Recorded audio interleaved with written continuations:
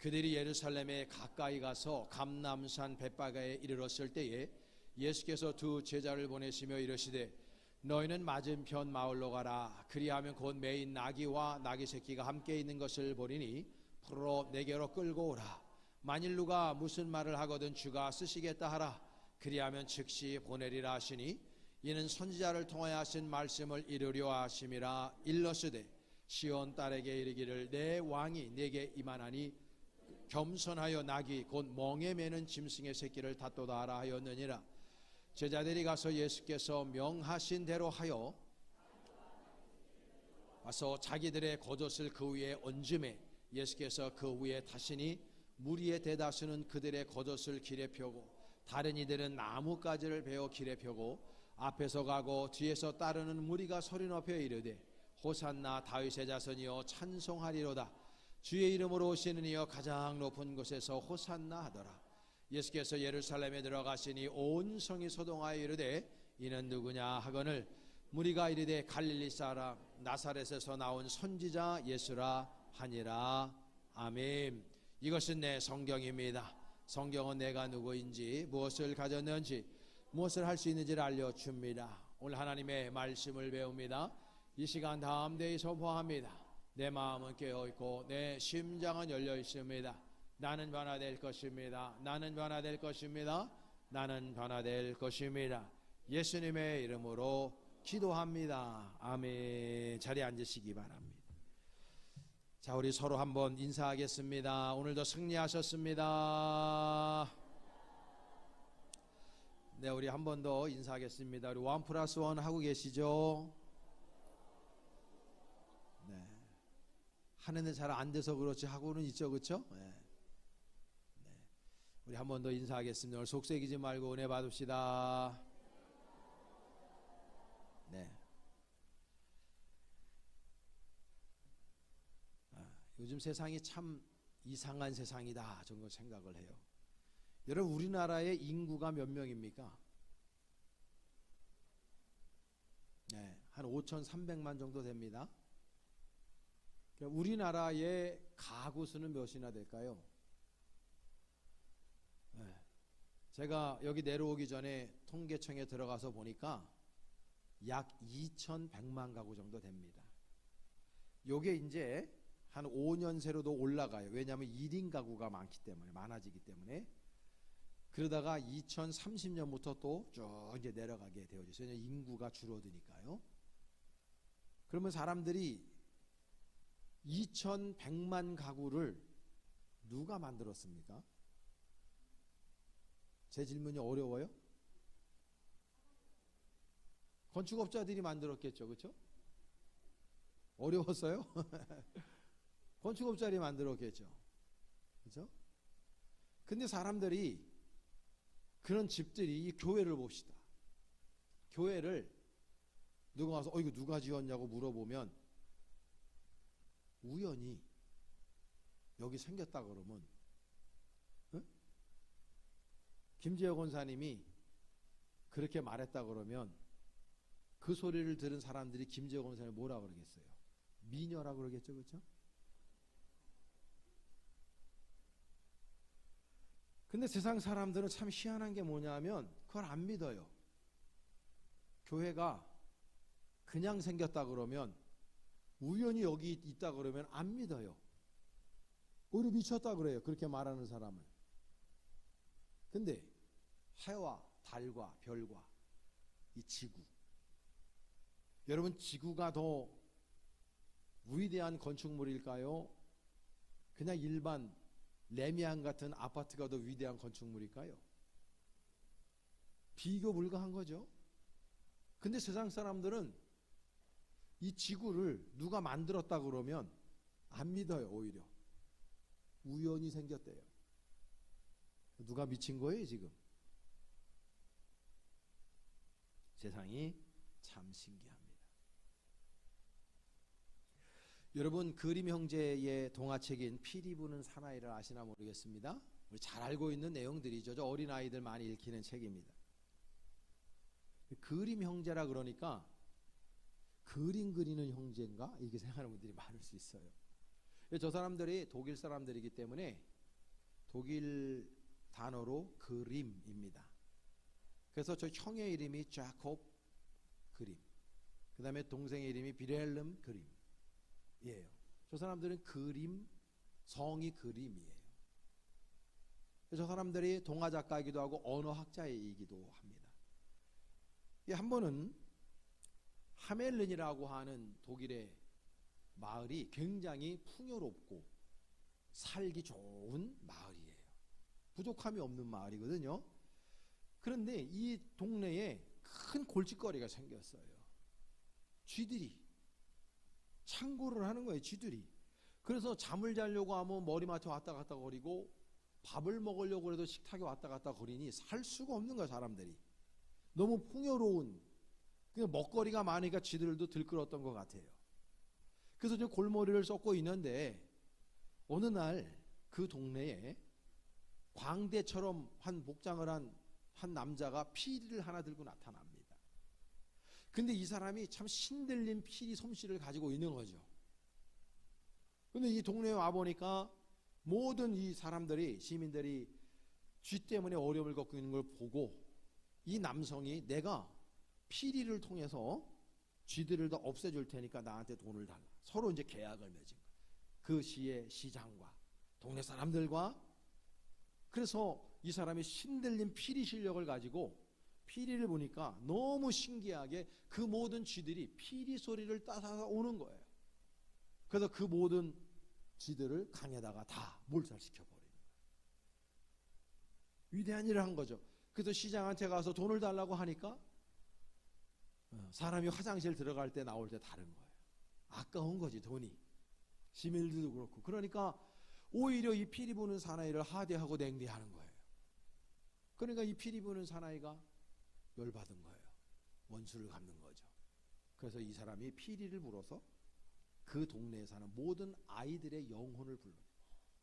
피리를 보니까 아이들이 그 피리 소리를 쫓아서 영혼 없이 쫓아가요. 그리고 그 사람은 동굴로, 어떤 동굴로 그 아이들을 데리고 사라져버립니다. 하멜이라는 그 마을에는 이제는 더 이상 아이들을 찾아볼 수가 없게 됐다는 이야기예요. 여러분, 이 그림 형제가 이 피리 부는 사나이를 통해서 우리들에게 하고자 하는 이야기, 메시지는 뭘까요? 당신이 한 말과 행동은 반드시 어떤 결과를 나타낸다라고 하는 거예요. 그래서 오늘 우리가 열정적으로 살아야 될 이유가 뭐냐면, 오늘 내가 한 말과 내가 한 모든 행위들이 결국은 미래의 나에게 지극히 영향을 끼친다라고 하는 것 때문이에요. 오늘의 나는 분명히 어제의 내가 만든 나입니다. 오늘의 내가 어떤 말과 행동을 하느냐에 따라서 여러분들의 미래가 결정이 나는 거예요. 그래서 내가 오늘 한 행동이 더 아름답고 복되고 귀하고 가치 있는 말과 행동을 했다면 여러분들의 미래는, 여러분들의 인생의 미래는 마치 복리 이자를 타먹는 것처럼 행복한 어떤 아름다운 결실을 맺어서 먹을 수가 있어요. 만약에 여러분들이 오늘 부정적이고 여러분들의 하는 행위 자체가 좋지 않다면 여러분들의 미래는 반드시 그것 때문에 손해를 봅니다. 그 메시지를 우리에게 그림 형제는 전해주고 있는 거예요. 그래서 오늘 우리는 잘 살아야 돼요. 우리들의 시간을 절대로 허비하지 말아야 되고 돈도 함부로 낭비하지 말아야 됩니다. 여러분들 인생을 살아가면서 대인관계도 더 아름답고 귀하게 그렇게 만들어 가야 돼요. 좋은 책을 읽는 습관, 그 책 한 권이 우리의 미래를 완전히 바꿀 수가 있는 거예요. 성실하고 열정적으로 살아가는 사람들과 어울리고 더 착하게, 그리고 아주 긍정적이고 창조적으로 사는 사람들과 내가 함께 공동체를 이룰 때 내 미래는 그런 삶을 풍요롭게 살아갈 수 있는 거예요. 그 반대의 경우라면 역시 우리는 처절하게 우리의 미래에서 대가를 지불할 수밖에 없는 거예요. 여러분, 그렇기 때문에 건강한 삶을 사셔야 됩니다. 오늘을 먹고 싶다고 아무거나 다 집어먹으면 늙어서 병원 다니다가 벌어놓은 돈 다 쓰고 죽는 거예요. 사랑하는 여러분, 오늘 우리는 귀하고 귀한 종료주의를 지키고 있습니다. 예수님께서 온 인류의 죄악을 대신 짊어지시기 위해 십자가를 지시기 위하여 예루살렘으로 입성하신 날입니다. 왜 종려주일, 종려자를 붙이냐 하면 종려나무는 대추야자나무 가지를 얘기합니다. 이스라엘 가보신 분들은 알지만 대추나무 가지가 웅성합니다. 그 나무를 꺾어서, 그거는 이스라엘 사람들에게 있어서는 승리의 상징이기도 하고 풍요의 상징이기도 한 나무예요. 그 나뭇가지를 예수님께서 예루살렘에 낙이 타고 들어오실 때 모든 백성들이 그거를 흔들어대면서 호산나 다윗의 이름으로 오시는 이여 하면서 그분을 찬양한 것으로부터 종려주일로 그렇게 우리가 지키게 된 거예요. 이 상황을 오늘 본문 7절에서 9절 말씀에 잘 묘사하고 있는데요, 우리 다 같이 주의 깊게 저 말씀 한번 합독해 봅니다. 나귀 새끼를 끌고 와서 자기들의 겉옷을 그 위에 얹음에 예수께서 그 위에 타시니 무리의 대다수는 그들의 겉옷을 길에 펴고 다른 이들은 나뭇가지를 베어 길에 펴고 앞에서 가고 뒤에서 따르는 무리가 소리를 높여 이르되 호산나 다윗의 자손이여 찬송하리로다 주의 이름으로 오시는 이여 가장 높은 곳에서 호산나 하더라. 할렐루야. 지금 예루살렘에서 난리가 났다는 거예요. 소동이 일어났습니다. 왜냐하면은 예수 그리스도의 행적, 그분의 오랜 삶은 아니었어요. 그분은 3년의 공생이 어찌보면 굉장히 짧은, 그것도 갈릴리 북부에서 주로 활동을 하셨어요, 예수님은. 그런데 그분의 이 사역의 소문은 말보다도 빨라서 모든 예루살렘에 다 번져 있었던 거예요. 예수에 관한 소문이, 야, 그 사람은 죽은 나사로라는 사람도 살렸대더라. 그걸 선정해서 목도한 사람들이 여기저기 다니면서 사방팔방에 그 소식을 전했던 것이고, 안진뱅이가 나았대더라, 소경이 눈을 떴대더라, 귀머거리가 들었대더라, 벙어리가 말이 튀었대더라, 손 마른 자들이 폈대더라, 혈류병 같은 여인이 나았대더라 등등 수많은 기적과 이적을 예수님이 베풀었다는 소식을 온 이스라엘 사람들이 알고 있었던 거예요. 그래서 히브리인들은 마음속에 예수를 품었어요. 뭐로 품었냐? 메시아로 품은 거예요. 이스라엘 사람들이 생각하는 메시아는 다윗 시대를 희구하는 메시지입니다. 다윗처럼 그 근동에 있는 모든 지방에 있는 나라들을 다스리는, 암몬이나 모압이나 블레셋을 비롯한 에돔이나 모든 국가들, 그들을 감싸고 있었던 그 적국들을 완전하게 무찌르고 조공을 받으면서 그렇게 그 나라를 다스렸던 다윗 시대를 희구하면서 그 로마의 학정 속에, 로마의 식민 속에 살고 있었던 이스라엘 백성들이 날마다 희구하며 기다린 게 메시아예요. 예수가 그 메시아인 줄 알았어요. 그리고 그렇게 기대했어요. 그래서 이스라엘 백성들이 예수님께서 예루살렘에 낙이 타고 들어오실 적에 종려나무가지를 흔들어대고 자신들의 겉옷을 벗어서 예수님의 가는 길에 꽃길을 레드카펫처럼 깔았고, 수많은 사람들이 나와서 예수를 그렇게 환영한 거예요.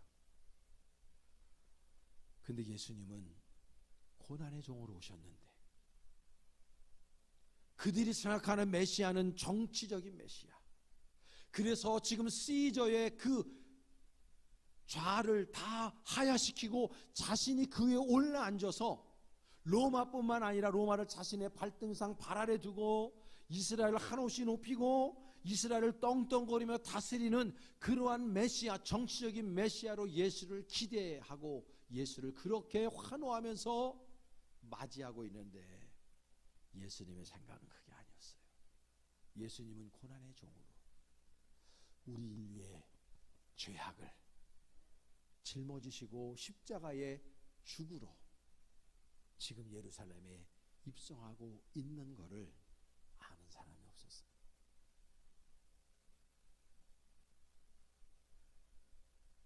예수님의 그 십자가의 죽으심이 오늘 우리가 산 이유가 되었고 종려주일로 지키는 이유가 된 것입니다. 오늘 보면 10절에서 11절 말씀에 보면 이렇게 돼 있어요.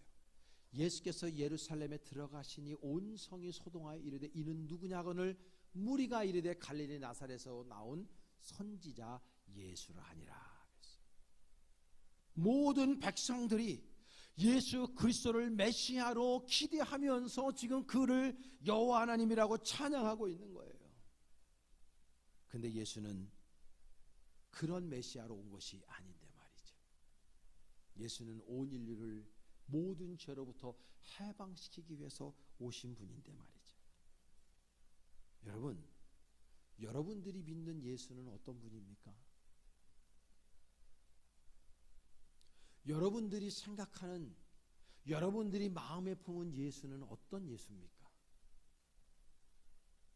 여러분들이 예수 그리스도를 환호하는 이유는 무엇입니까? 여러분들이 예수님을 오늘도 예배하고 찬양하는 이유가 무엇입니까? 혹시 그 시대의 예루살렘 시민과 같은 마음으로 예수를 믿고 있지는 않습니까? 주님은 우리를 위해서 십자가에 죽기까지 사랑하시기 위해서 이 땅에 오셨고 급기야는 그분은 십자가를 지셨어요. 나의 죄를, 여러분의 죄를 그분이 대신 지셨단 말이죠. 근데 우리는 그것에 보태서 주님으로 자꾸 무엇을 얻기 위해 예수님을 환호하고 있지는 않은 거예요.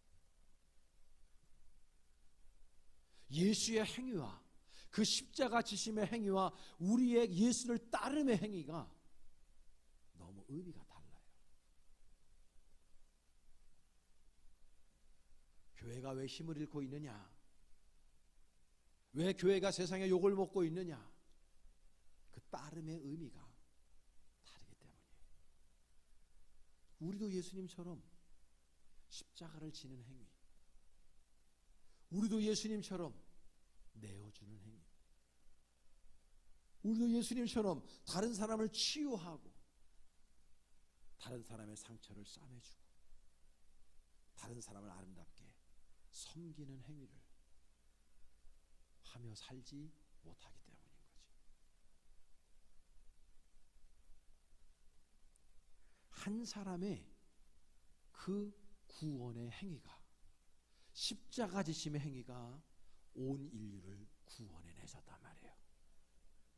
피리 부는 사나이에서 제가 서두에 말씀드린 것처럼 내가 오늘 한 행위는 나의 미래에 지대하게 열매를 맺히게 만든다는 거예요. 여러분들은 오늘을 어떻게 사셨습니까? 여러분들은 오늘을 어떻게 사실 예정이십니까? 여러분들의 오늘의 말과 행위가 여러분들의 미래를 결정할 뿐만 아니라 누군가의 미래도 결정할 수 있다는 것을 알고 말과 행동을 해야 돼요. 어느 교회 목사님이 당신의 간증을 하는데 그 교회가 사이즈가 좀 몇천 교세 돼요. 당회를 하는데, 작년 당회를 하는데 싸우는 거예요. 특별히 목사하고 장로하고 싸우는 거예요. 그래서 이 목사님이 안 되겠다, 매년 당회 때만 되면 시끄러우니까 이 목사님이 당회 회원들 앞에 십자가를 하나씩 다 놨대요. 손으로 잡을 수 있는 십자가를 다 놨대요. 그리고 발언할 거면 십자가를 쥐고 발언하라고 그랬대요. 그러니까 그 해는 당회에 잡음이 없었대요. 근데 그 다음 연도부터는 십자가를 지고 싸우더래. 십자가를 지고. 명발이 떨어진 거지. 십자가가 뭡니까? 우리 십자가, 이런 십자가가 뭐예요? 십자가가 상징하는 게 뭡니까? 저 십자가는 쉽게 얘기해서 사형틀이에요. 사람을 죽이는 사형틀이라고. 저기 인간이 개발한 사람을 죽이는 틀 중에서 가장 극악무도한 게 저거라는 거 아니에요?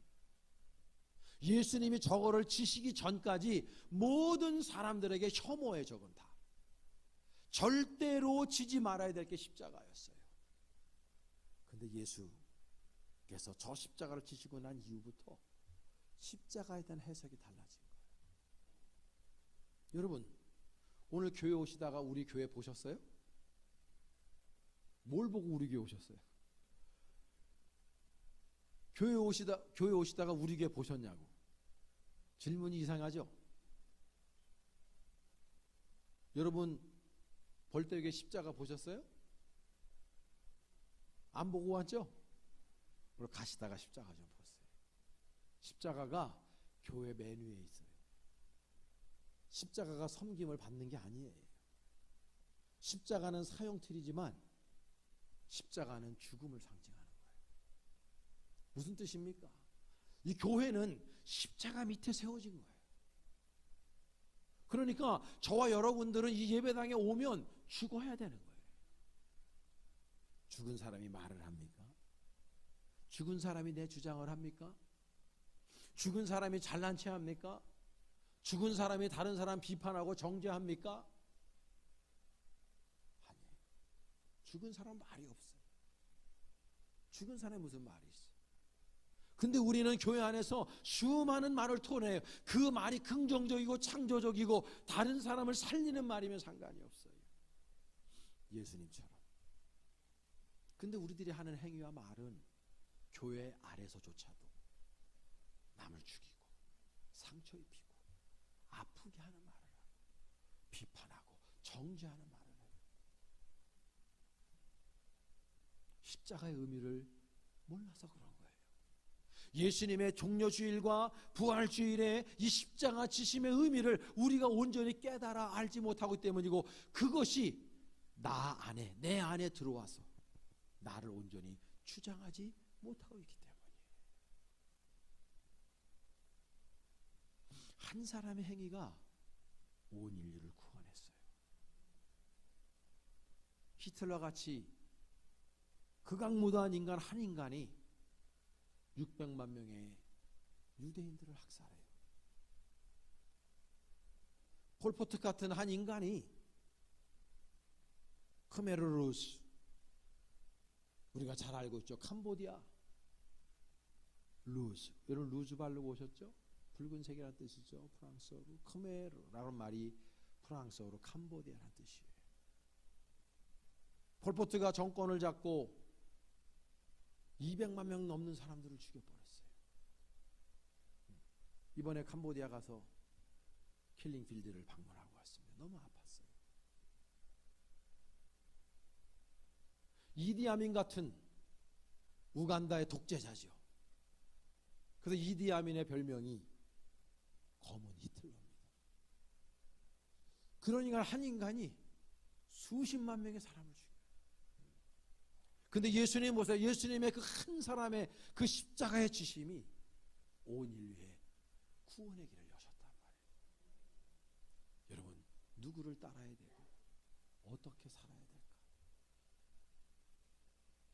여러분, 종려주일의 의미가 단순히 수많은 백성들이 환호하면서 종려나무까지를 흔들어대면서 그렇게 찬양하는 의미가 아니에요. 예수는 그 사람들을 위해서 죽기 위해서 지금 예루살렘으로 입성하시는 거예요. 근데 여러분, 우리가 반드시 간과하지 말고 바라봐야 될 본문이 오늘 2절과 3절이에요. 저는 이게 오늘의 본문의 주제절이라고 생각합니다. 한번 우리 다 같이 주의 깊게 읽겠습니다. 시작. 이르시되 너희는 맞은편 마을로 가라. 그리하면 곧 메인 나귀가 나귀 새끼와 함께 있는 것을 보리니 풀어 내게로 끌고 오라. 만일 누가 무슨 말을 하거든 주가 쓰시겠다 하라. 그리하면 즉시 보내리라 하시니. 할렐루야.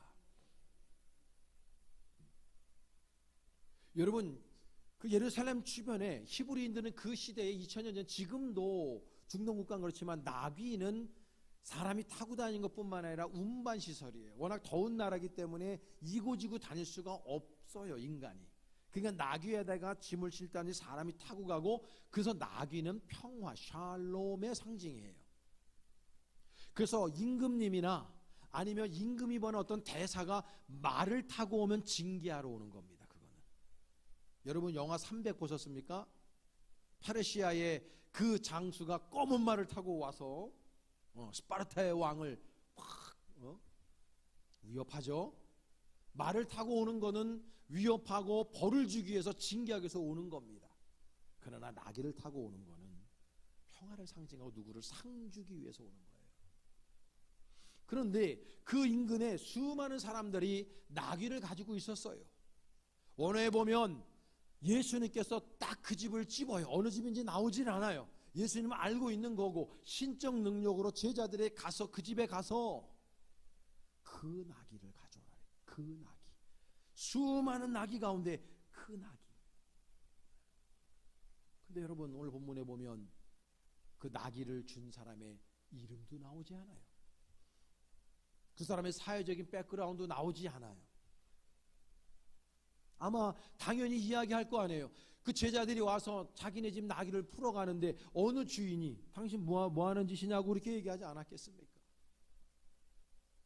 주가 쓰시겠다. 주가 쓸 거다.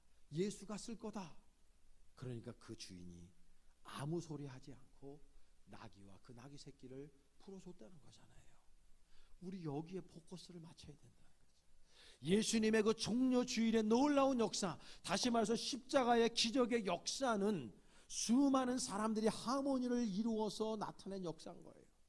그 중에 이름도 빛도 없는 이런 나귀와 나귀 새끼를 풀어 넣어준 이러한 주의 종의 이 사람의 헌신, 내어드림, 조건 없이 내어드림에 이런 순종과 믿음의 이 행위가 있었기 때문에 이 행위로 말미암아 예수의 십자가 사건의 놀라운 기적이 우리 인류사에 찍히게 되는 거예요.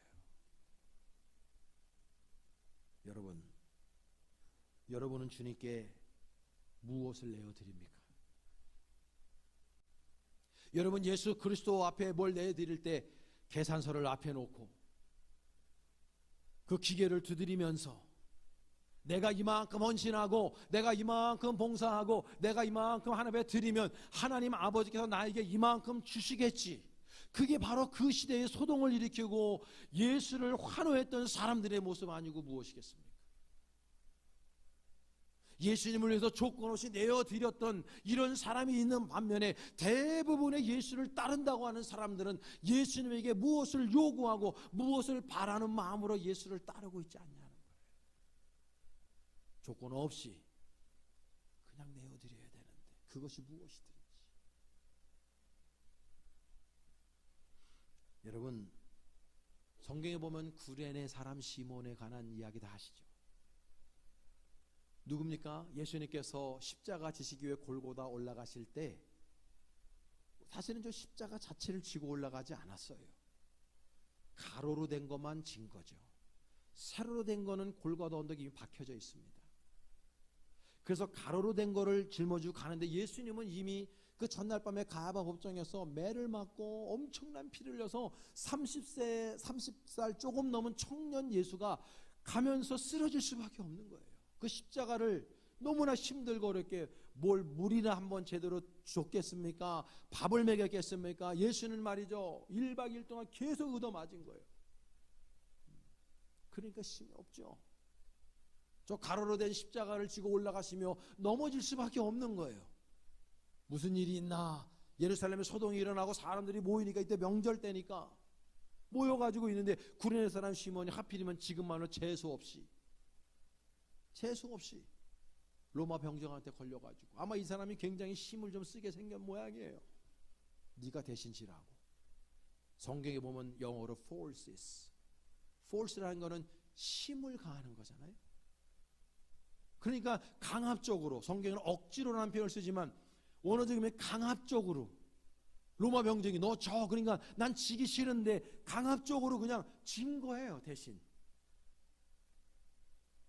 억지로 말이죠. 그런데 여러분 마가복음 15장에 보면은요, 15장 21절에 보면 이 구레네 시몬에게 두 아들이 있다는 게 나와요. 첫 번째는 알렉산더, 두 번째는 루포. 여기서 끝나지 않아요. 여러분 로마서 16장 13절에 가서 보면 사도 바울은 항상 자기의 편지 맨 마지막 장 맨 마지막 구절에 늘 자기와 동역했던 고마운 사람들의 이름을 언급해요. 거기서 루포의 이름이 나옵니다. 여러분 다 같이 한번 읽겠습니다. 시작. 주 안에서 택하심을 입은 루포와 그의 어머니에게 문안하라. 그의 어머니는 곧 내 어머니라. 할렐루야. 무슨 말씀입니까? 아마도 이 구레네 사람 시몬은 그때까지 예수를 잘 몰랐을 가능성이 많아요. 알아도 정치적인 메시아로 알았을 거예요. 그리고 그 십자가도 억지로 지었어요. 그리고 나서 골고다 언덕까지 그 지고 대시지고 올라갔겠죠. 예수님이 십자가 못 박히는 거 다 봤겠죠. 십자가에서 자기가 죽는 거 다 봤겠죠. 그 모습을 다 바라봤을 거예요. 왜? 자기가 대신 졌으니까. 그 와중에 예수님은 십자가에서 가상칠언 7마디를 하셨단 말이에요. 그리고 오리평강도 왼평강도 중에 오리평강도를 구원하는 장면도 봤을 거예요. 구레네 시몬이 그 모습, 예수님의 십자가에 못 박히시는 그 마지막 이 땅에서의 육신의 모습을 바라보면서 이 사람이 은혜 받은 거예요. 그리고 그 식솔들이 다 예수의 제자가 된 거예요. 특별히 그의 아들인 루포라고 하는 사람은 사도 바울의 초대교회에 너무나 귀한 동역자였던 거고, 사도 바울이 루포의 어머니, 다시 말해서 구레네 사람 시몬의 아내, 그 사람을 내 어머니다 이렇게 부를 정도였단 말이에요. 그때 당시에 억지로 강요에 의해서 그냥 짊어지었던 그 십자가의 그 행위, 그 행위가 그 사람들의 미래를 완전히 바꿔버린 거예요. 자신의 노동력을 주님 앞에 억지로라도 내어드렸어요. 주님은 그것을 미쁘게 보시고 그의 가정을 구원시켰고 초대교회의 위대한 복음 전도자들로 삼으신 거였던 겁니다. 여러분들은 무엇을 드려보셨나요, 주님께? 지금 제가 이 설교하면 돈 생각이 떠오릅니까? 그런 유치한 이야기를 하는 게 아니에요.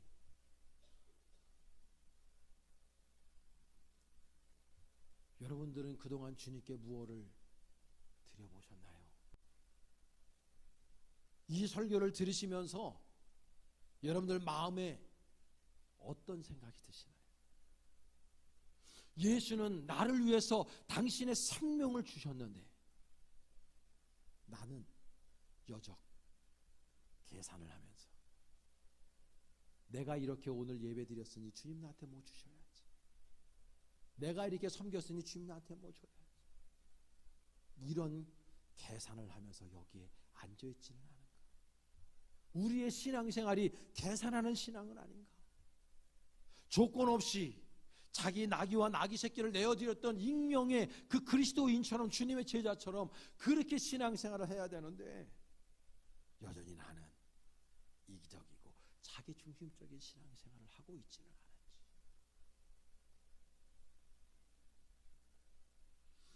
사랑하는 여러분, 우리 그리스도인들은 예수님의 피값으로, 예수님의 목숨값으로 구원받은 사람들임을 믿습니다.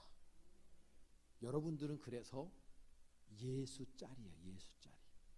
얼마짜리? 우리 옆에 있는 축복 한번 합니다. 예수짜리입니다.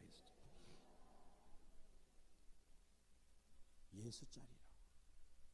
그러니까 예수짜리처럼 우리가 가치 있게 말하고 행동하고 삶을 오늘 살아갈 때 나의 이 가치 있고 섬기고 희생하는 이 행위가 나의 미래를 더 아름답게 복리처럼 복된 인생으로 그렇게 이끌어갈 뿐만 아니라 나의 섬김과 헌신과 희생을 통해서 누군가 위로를 얻고 누군가 평안을 얻고 다시금 세상을 살아갈 힘을 얻는다면 그게 바로 예수적 삶이 아니고 무엇이겠는가 하는 거예요. 우리 볼 때 교인들이 그렇게 예수님처럼 성숙한 인생을 살아갈 수 있기를 바랍니다. 여러분 다 재능들이 있으세요. 하나님이 저와 여러분들에게 다 탤런트를 주셨다고. 그 탤런트를 여러분들이 먹고 살고 여러분들의 영달을 위해 여러분들이 세상에서 성공하는 데 쓰는 거 다 좋아요. 그렇게 쓰라고 하나님 주신 거예요. 그러나 더 지고지순한 가치가 있는 거예요. 하나님의 나라를 위해서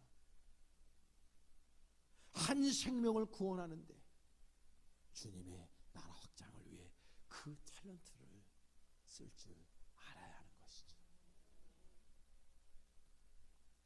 그래서 우리는 우리의 소소한 오늘의 행동이 우리의 전 미래를 결정질 수 있다는 걸 기억해야 돼요.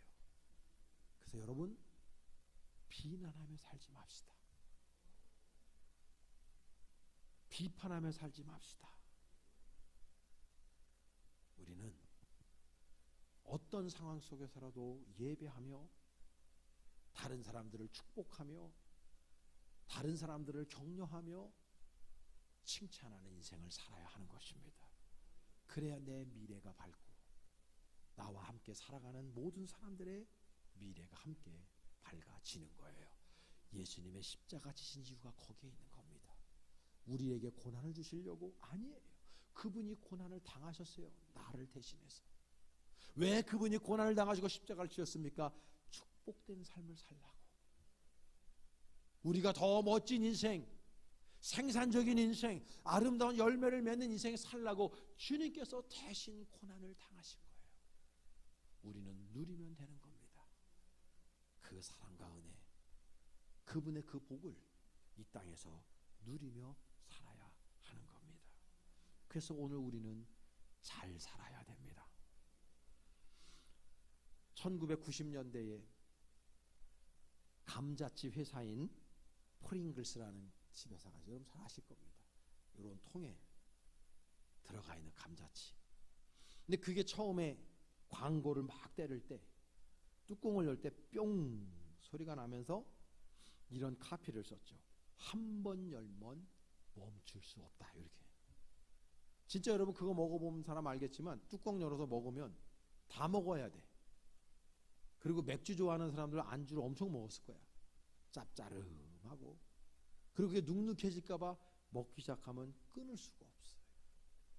그런데요, 그거 먹고 나면은 혈압이 오릅니다. 쫙. 배불러 오고, 살찌고, 당뇨병 걸리고, 비만증 걸리고. 여러분, 내가 오늘 하는 행동이 미래의 나를 결정하는 거예요. 여러분 오늘도 여러분 사랑하며 사세요. 용서하며 사시고요.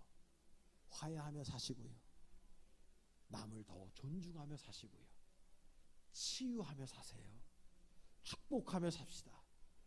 그러면 여러분들의 인생도 그런 인생의 열매를 반드시 맺게 될 겁니다.